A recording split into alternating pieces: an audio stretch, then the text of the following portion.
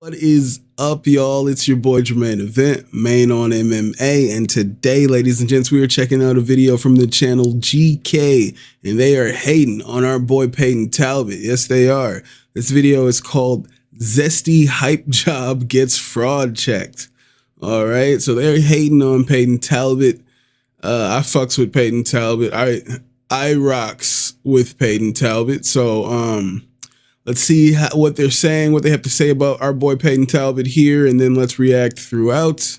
And at the end, ladies and gents, UFC 311 UFC newcomer Payton Talbott went in as a minus 1300 favorite against 37-year-old UFC veteran Raoni Barcelos. That's a 93% probability of winning and seemed to reflect the expectations of those watching who were familiar with who he was. Even though this was just his fourth fight in the UFC in a little over a year against competition that left a lot to be desired, Payton was a standout in Dana White's Contender Series, who Dana himself called an absolute predator, which seemed to fit as he knocked out his last opponent in just 19 seconds. And it was no secret that he was clearly receiving a hard push from the UFC, being one of the only prelim fighters to be featured in the embedded vlogs, getting his own origins video calling him Reno's rising star, being featured in the UFC 5 video game, and constantly being compared to former bantamweight champion and another contender. I have UFC 5, but I'll be honest, I've probably played it like one time.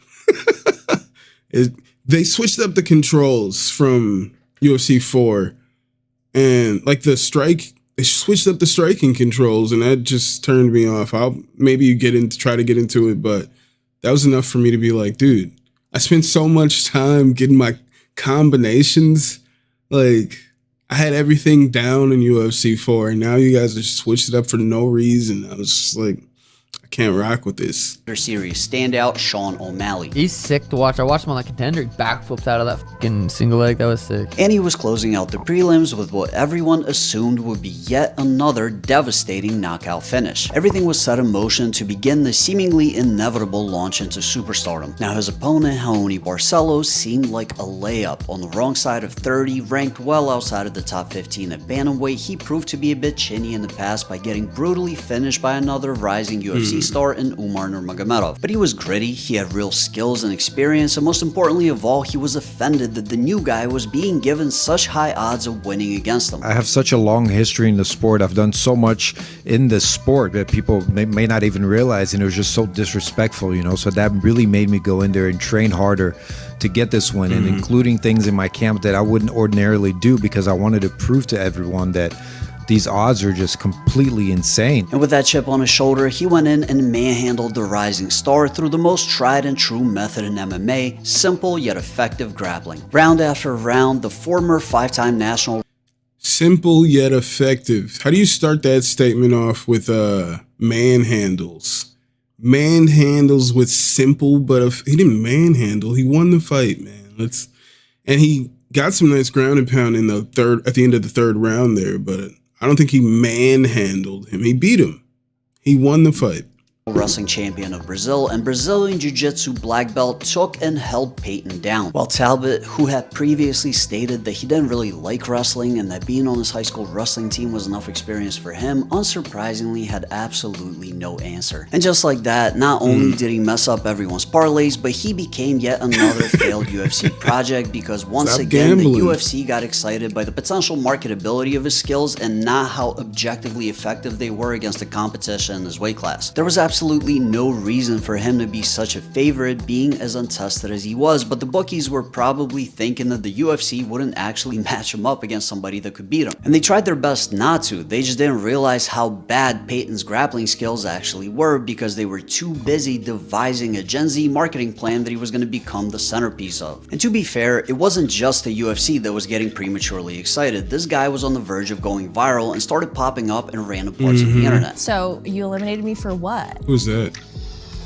And every other question from interviewers seemed to be about his hair, his tattoos, pole dancing, his YouTube channel, or which celebrity he went to dinner with. How'd you get on Frank Ocean's story? They were treating him like more of an influencer than a fighter. And in some ways, this mirrored Sean O'Malley's rise, but to a much greater degree. Sure, Sean took some opportunities outside of mixed martial arts in order to market himself, but he didn't have Brett Okamoto blushing and acting like a 13-year-old girl while interviewing him. Yeah, a little bit, for sure. I just think there's plenty of time later on, so I'm I'm not complaining right now. I'm kind of enjoying it. I bet, yeah. I mean, as much as it hurts our feelings, some guys don't like to go over there and have all these interviews while they're cutting weight, huh? But even that was absolutely nothing compared to the absolute glaze fest that Ariel Helwani put on. What did you do to the hair? It was so lovely. Not to say that this isn't lovely. I got rid of it. Clearly, yes. So what would you say your aura level was with the long hair, and now your aura level with the short hair? Who convinced you to do this, Payton?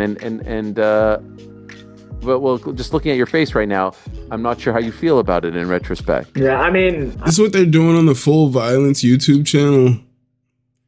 I bought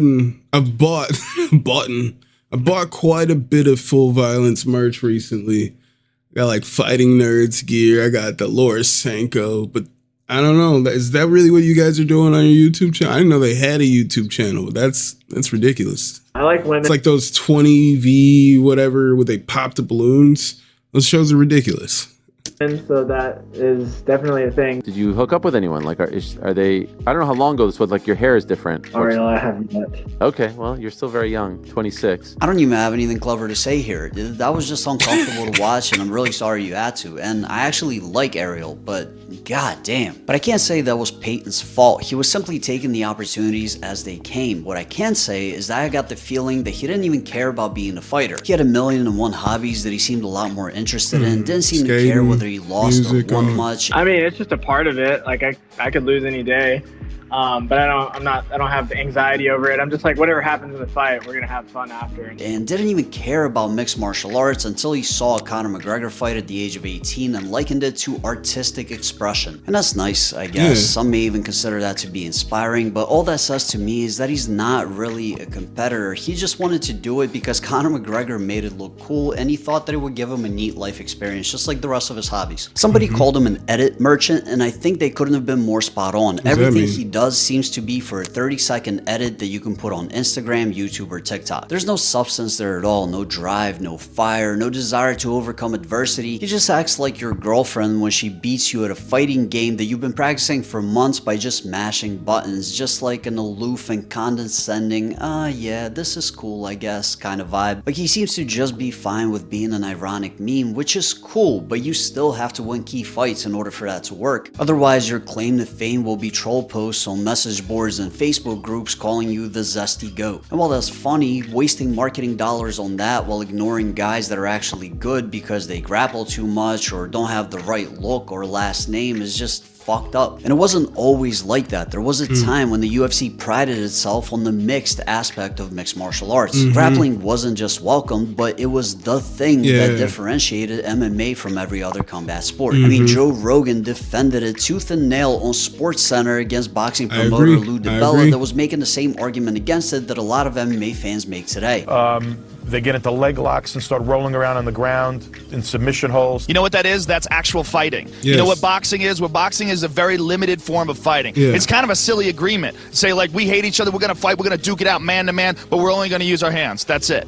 What ultimate fighting is, it's the actual sport of fighting. Yes. It encompasses all aspects of fighting: ground game, kicking, punching, elbows, submissions, all the above. That's why it's much more exciting. That's why it's a much more dynamic sport. The UFC used to let superstars develop naturally regardless of their fighting style. There was a major difference in how Chuck Liddell and Tito Ortiz fought, for example, but they were both extremely popular for a time because they were both good, which made the fans notice them organically. There wasn't this overarching anxiety over creating the next superstar, and I suppose a lot of that has to do with how much bigger and richer the company is now and how much more important having superstars is. But I think the real change in how they scout and develop talent came when they got their first crossover superstar in Conor McGregor. Within just a couple of years, they generated more attention and money with Conor than they thought was possible within the coming decade, culminating in a crossover boxing match against Floyd Mayweather, the total revenue of which was close to $1 billion. The explosive growth led to them selling the company for over $4 billion, and the UFC became a scouting factory, perpetually looking for the next exciting knockout artist with the edge. And when they find somebody that fits the bill, they tend to use the boxing model of building them up very slowly, ensuring that they don't lose. lose. And while that makes perfect sense from a marketing perspective, they tend to ignore and mask the fighter's vulnerabilities, which makes them believe their own hype, leaving them wide open to being exposed, which instantly makes all the previous time, effort, and money invested into building them up a complete waste. And while Conor McGregor inadvertently created this trend, Conor McGregor himself was the furthest thing from a creation. He developed his popularity organically, just like Khabib, Georges St. Pierre, or even guys like Jorge Masvidal. These were people that were able to grow by being able to ignore the pressure to conform to a certain way of being just because it worked once. And ultimately, that's the only real way a superstar can be created. But that's just my opinion. Let me know what you think in the comments down below. Like the video if you liked it, and if you want to see more videos like this, hit the subscribe button and the notification bell next. Rocked with the video from GeeKay. I did not agree with the title, the zesty UFC hype job.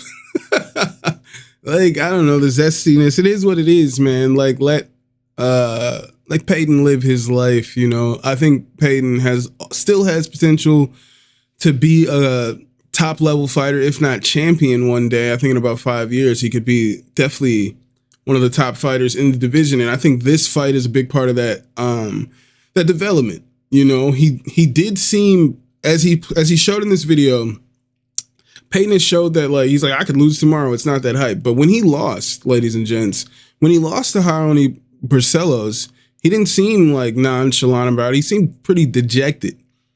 He seemed like he let himself down. He looked pretty disappointed in himself. So I think fights like this early on in his career are what should hopefully push him to get to wrestle more. They said he hates wrestling and only he thinks being on his team's his high school wrestling team is all the wrestling he needs to do.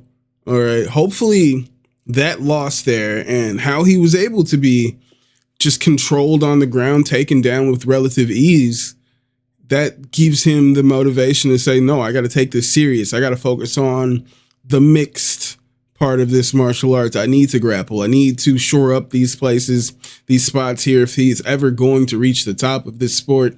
If that is his goal, then I think he'll get there. I like that video. Let me know what you guys thought about GeeKay's video. I'll link the video in the description. You guys make sure to head on over there.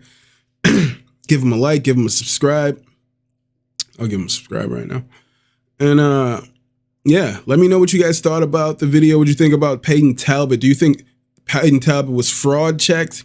Or do you think this was, like me, do you think like me that this was just the perfect step in his MMA journey? We saw where he was limited there with his grappling, and I think that was the perfect test for him. He didn't get pushed to the belt super fast, and we've seen how things can happen like that with hype trains. He didn't get pushed to the top super fast. He fought a very tough Raoni Barcelos, and he knows where his deficiencies are. I think this is the perfect thing that could happen for a young Payton Talbott right now, is to have a defeat like this where he can go back and come back as an insane athlete, man. Insane fighter, well-tuned mixed martial artist. I believe that's what could happen. But let me know what you guys think in the comments. All right. Thank you guys for being here once again. Hit that like, hit that subscribe, and I will see you guys when I see you. I'll holla.